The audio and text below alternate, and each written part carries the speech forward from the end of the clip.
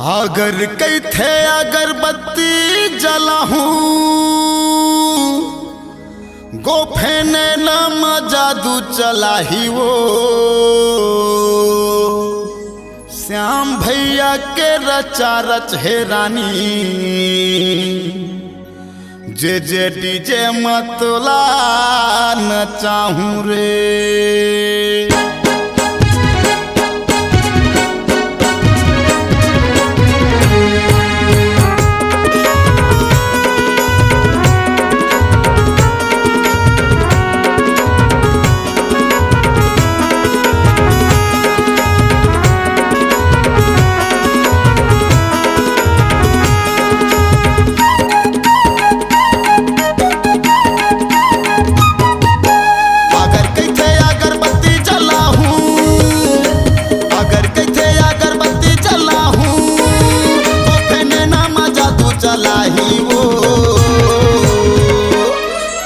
श्याम भैया के रचा रच है रानी जे डीजे मतला ना चाहूं रे।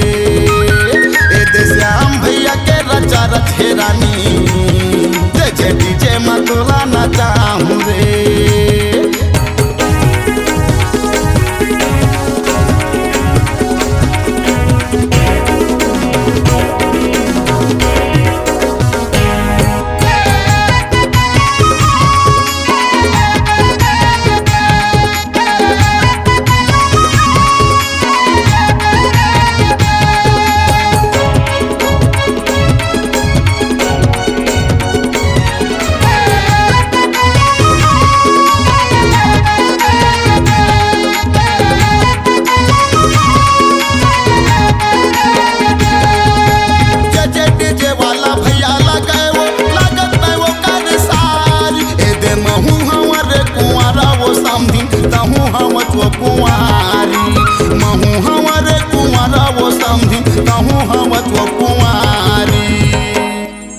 गोलू कैथे मैं हजके न चाहूं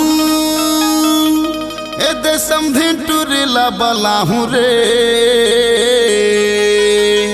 ए दे श्याम भैया के रचा रच है रानी जे डीजे मतला न चाहूं रे। गोलू कैथे मैं हजके न चाहूं गोलू कैथे मैं हजके न चाहूं समझी टुरिला तिरमा बलाहूं समझी टुरिला पटावा थे रे। श्याम भैया के रचा रच है रानी जे डीजे मतला न चाहूं रे।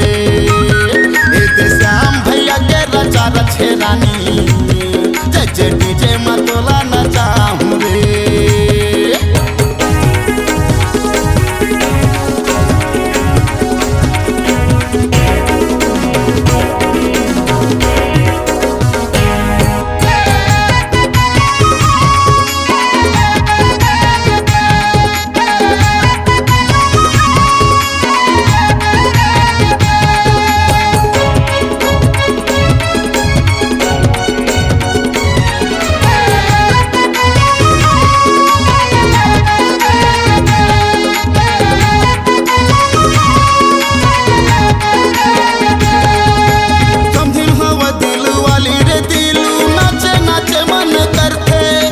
समझिन के फैशन हजूहर है रे झूमे झूमे मन करथे समझिन के फैशन हजूहर है रे झूमे झूमे मन करथे।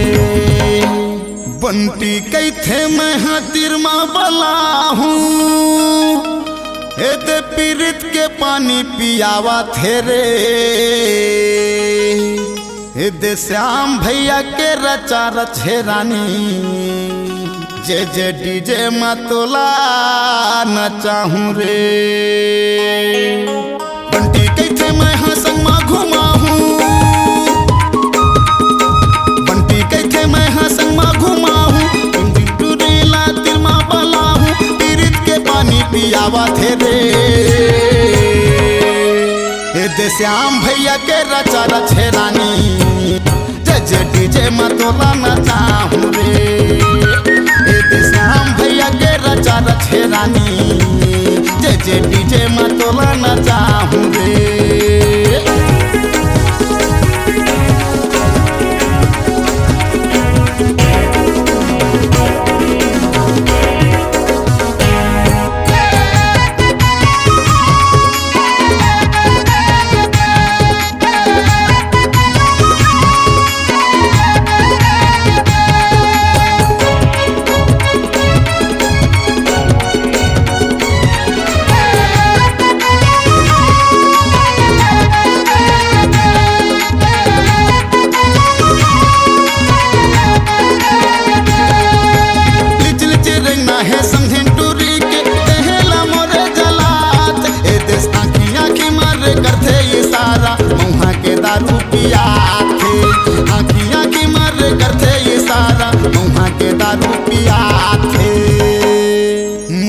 मुच हंसत है समधिन टुरिहा